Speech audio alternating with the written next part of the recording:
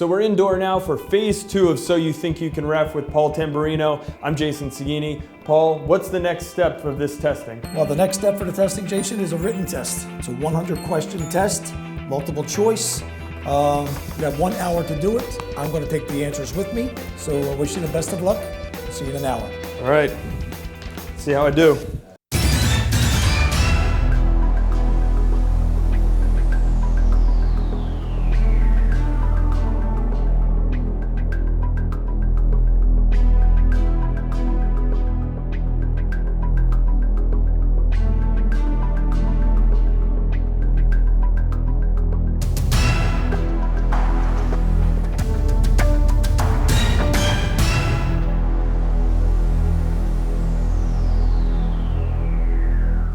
I think I'm good, Paul. All set? How do you think you did? There's some tough questions on there. It's a tough exam. It's a tough exam. Let me just go through a couple of these and see what we have. 9 out of the first 10. Makes me feel good about the rest of it, although Not bad. The end of the test was definitely difficult. You started out very strong, and you sort of like faltered at the end here, you know. But you know, all in all, you got just 20 wrong. That's 80. That's passing. So that's a very good job for your first test there. Very nice. 75% is the passing mark, and I beat it out. Very good. We can go through a couple of these just to see what you have here. 56. A player spits at a teammate. It's either direct free kick, penalty kick, indirect free kick, or drop ball. You circled drop ball, which is incorrect. I guess I was assuming you caution the player and then the team keeps the ball.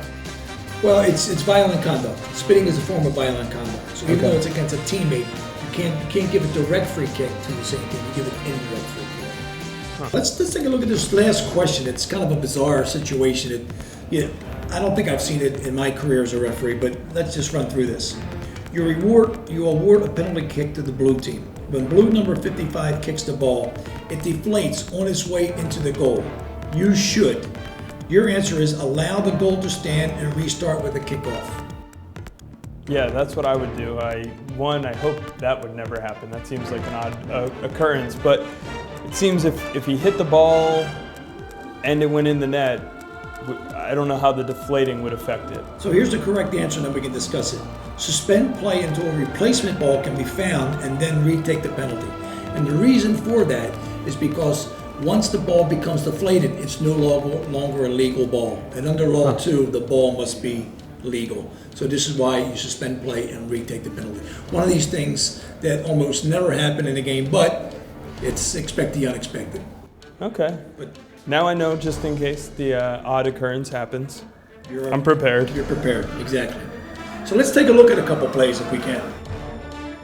We have a DVD of an MLS game, LA and New England. This is in the 16th minute. And we'll see what we have here, and we want you to make the call. Defensivo.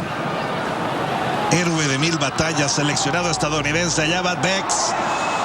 La suelta Ruiz! Oh, I'm going to call that a goal. Looked like Reese just dropped it. I didn't see much contact.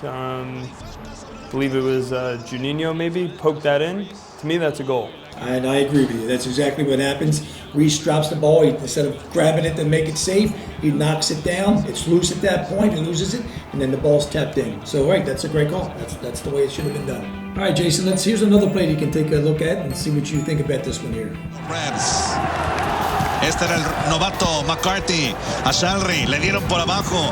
Era Juninho quien está tumbando. Well, I guess you see Juninho gets his arm up. When I look at it, it looks like Phelan is maybe making a meal of it. But that said, Juninho's arm was a little high. I think it was fair to call it a foul. Maybe give Juninho a little talking to, saying keep your arms down. I don't think it was enough for a yellow card. And that's fair enough. I agree, no yellow card. But I think Phelan, he does get blocked out of the way from playing the ball, and I think that's what makes that a foul. All right, Jason, this is a little more tougher decision for you. This is about the handball, which is always controversial in any way you look at it. So take a look at this one and see what you would make the call right here. Vamos a ver, parece que está cambiando el calzado. Otra para Barrett, entre dos. Cierre.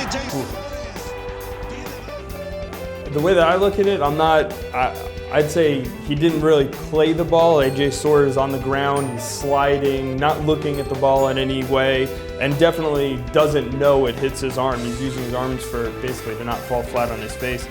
I say no handball there, no penalty kick. I think it has to be deliberate. There has to be a little bit more there in order to award a penalty kick in that. That's good thought process. You know, the first question you have, is it deliberate? And I think what you mentioned about him on the ground, him trying to just find his way up, it hits his arm, and apparently no handball, so it looks like we get a goal kick out of this. So 3 decisions, you agreed with me on all of them. Pass the physical test, pass the written test. Am I ready? I think you're ready to go, and you're ready for phase 3, which is going to be a real soccer game with the New York Red Bulls Academy team, and we'll see how that one goes as well. All right, the pressure is on. I'm going to do a real game check back tomorrow for So You Think You Can Ref Phase 3.